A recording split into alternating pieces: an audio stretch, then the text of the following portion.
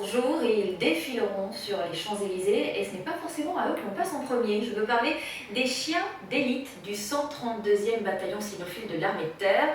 Au service de notre sécurité, ils reniflent explosifs et armes à feu.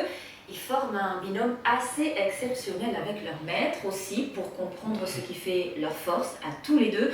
Florence Bouquillat et Élodie Delevoye les ont suivis à l'entraînement et en mission aussi.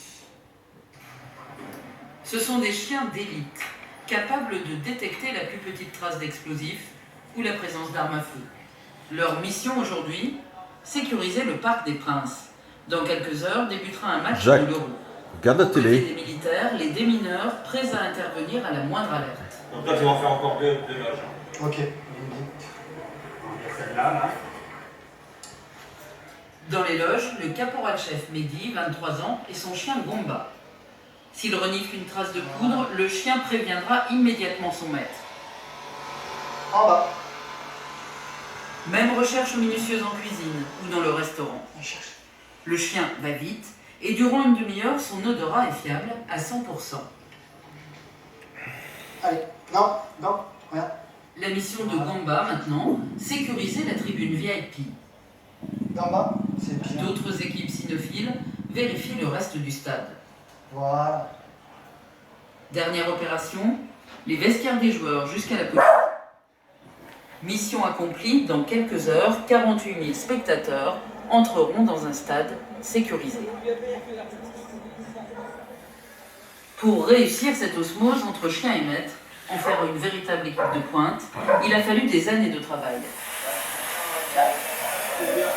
La complicité entre ce caporal-chef et son chien se nourrit chaque jour des scènes banales du quotidien, comme celle-ci. Pour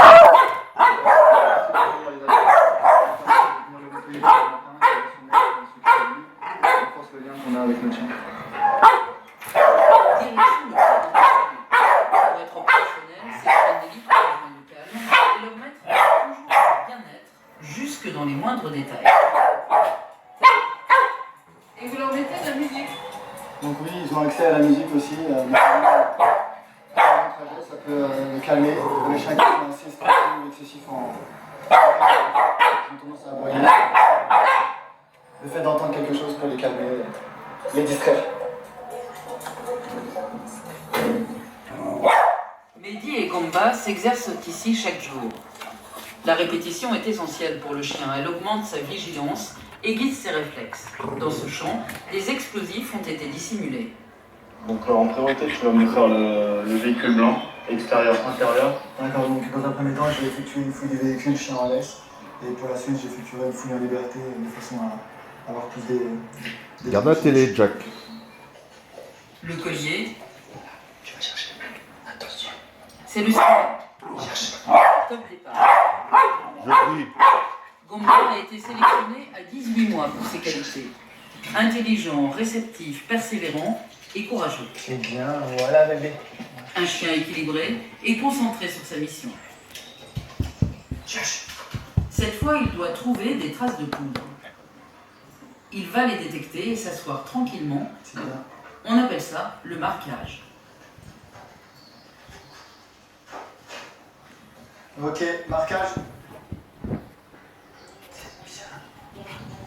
Après chaque découverte, Qu'est-ce que c'est bébé?